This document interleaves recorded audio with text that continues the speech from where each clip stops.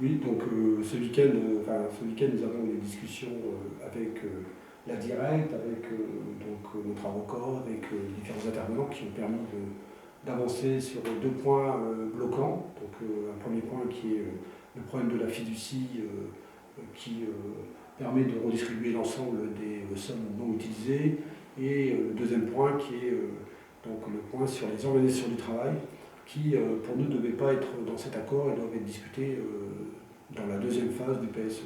Voilà. Donc, nous avons demandé une réunion ce matin avec la section syndicale, et une décision a été prise à sa majorité, que si ces deux points étaient validés, qu'on signait cet accord.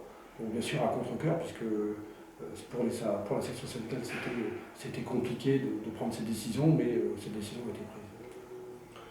Alors, par rapport à la redoute et les suppressions d'emplois, la CFDT a donc pris ses responsabilités. Ce qu'il faut maintenant, en tous les cas, bien dire que l'accord tel qu'il est en son contenu, c'est un contenu quand même qui est exemplaire, puisqu'on retrouve des mesures de garantie sociale que l'on ne retrouve pas dans les accords que l'on peut voir ailleurs dans les entreprises. Donc ça, c'est un acquis important pour les salariés. Maintenant, ce qu'il faut, c'est lever toutes les peurs qu'il y a autour de ce dossier, les peurs du présent, on l'a levé avec la signature de la CFDT. Beaucoup de salariés avaient peur.